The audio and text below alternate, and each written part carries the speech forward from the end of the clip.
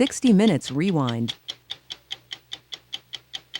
Don't be fooled by the name. They call Australian rules football footy, which sounds cute and precious. But footy is a sport that makes American football look like a quilting bee.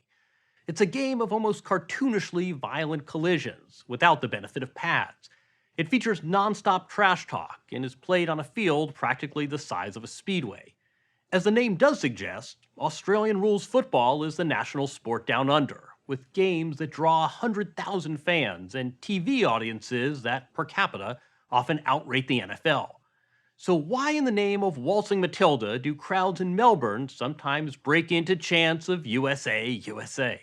The answer? They're cheering Mason Cox, a Texan who stands nearly 7 feet tall, ranks among the best footy players out there, and might be the most unlikely success story in global sports today. Sets it up, Cox again, I cannot believe it. At first glance, anyway, Mason Cox comes across as the quintessential Aussie rules or AFL player. At age 32, he's logged almost 100 games over 8 seasons for the storied Collingwood Magpies, the AFL's equivalent of the Dallas Cowboys. And he is an evangelist for his sport, one played on an oval surface almost double the size of an NFL field. Footy entails players running about 10 miles a game, juking, Double step from Mason! tackling, passing by punching the ball, and scoring by kicking the ball through goalposts. Bang! 6 points for splitting the center uprights, 1 point for the side ones. Arms in the air! That has gone through! It's unlike anything else you've ever seen. It's probably the roughest sport in the world, I'd say. It's a mix of basketball, football, it's a mix of soccer, cricket even. There's really no rules. It's a few sticks at each end, just try to kick it through those, and then whoever does that more than the other team wins. Sounds like fun. Yep. For 3 straight goals, Mason Cox delivers! Cox plays like a human blowtorch, not only catching and kicking, but mastering the art of the specky, a tactic that transforms an opponent's back into a stepladder. Yes, it's legal. It is one of the major things of AFL that people look at and they go, oh my gosh, that is insanity. Right. To stick your knees on someone else's shoulder, launch yourself up to 15 feet in the air, take a grab, come down, and then be looking at this guy going, yep, I just literally jumped on top of you. It's like getting dunked on. Yeah, it's very similar. Cox already a big target, and those are good hands! But Mason Cox is the most unlikely player in the history of the sport. Never mind that at 6'11", he's the tallest player ever to suit up, or that he's the only American in the league. He lived the first 23 years of his life without knowing the sport of footy even existed. He may be an Aussie celebrity and may recently have starred in the AFL's equivalent of the Super Bowl, but is still mastering the sport's nuances. And he's still fuzzy on basic footy facts, as we observed at practice. Kangaroo brand. What's this made out of? Kangaroo skin. That's Pig skin. Was it pig skin? Pig skin, yeah. Well, I should probably learn a few things. So they say, kick your old pig skin. Think they give him grief about that? You should hear them ribbing him about his accent.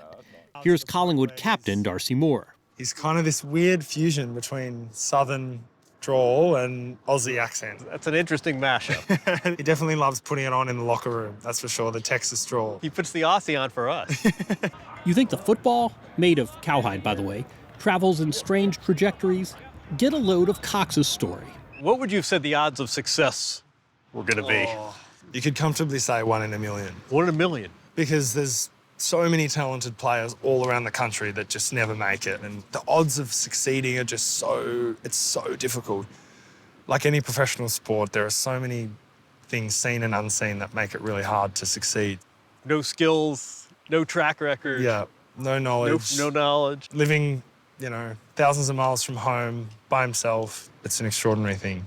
Home for Cox was suburban Dallas, where in high school he had to duck under doorways but played soccer, to the great annoyance of classmates who played hoops. There's no way that he's not on the basketball team at 7 foot. What else could you possibly do at 7 feet tall other than play basketball, right? And Mason is a prime example that there's a whole possibility of things you can do at 7 foot. That's Marcus Smart, now a Boston Celtics star, who went to high school with Cox. You ever hear, height is wasted on the tall? That's the old saying, you know, all his height was wasted on this tall dude for nothing. But as we've seen, it's not wasted at all.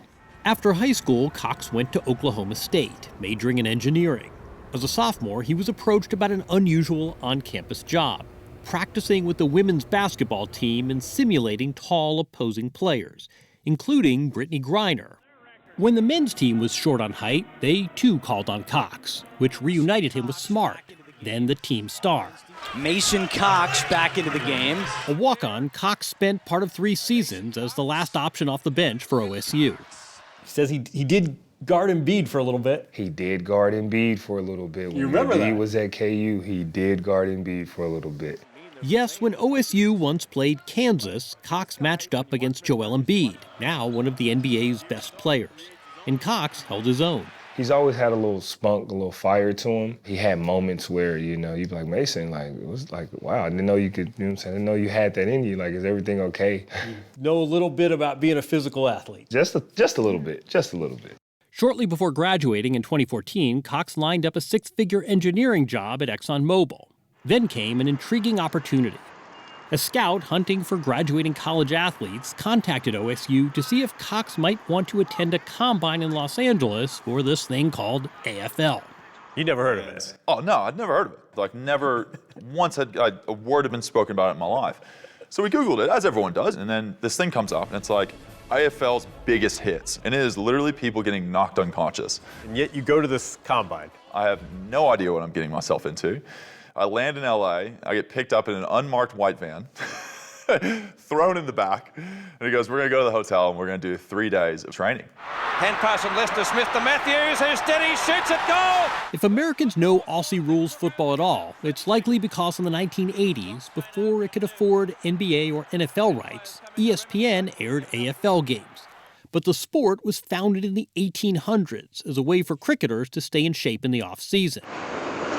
It's especially popular in Melbourne, where the MCG, at nearly 100,000 capacity, the largest stadium in the Southern Hemisphere, will routinely fill for games.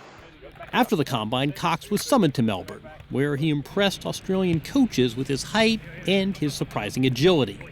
Soon after, he declined his job at Exxon and signed with Collingwood.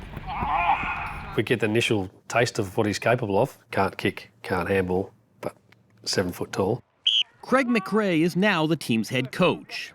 In 2014, he was the head of development and assigned to tutor Cox.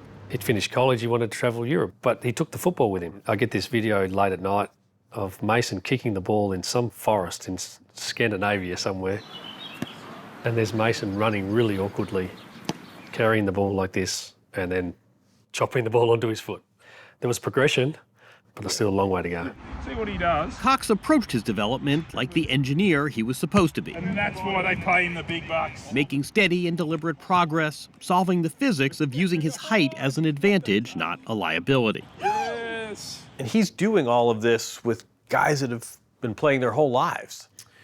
Yeah, well, we grew up, you know, sleeping with little footballs. You know, we slept and breathed it and idolised the game. Mason had none of that. What made you think he could pull it off? He's got that chip that, hey, I'm going to prove a lot of people wrong. Present!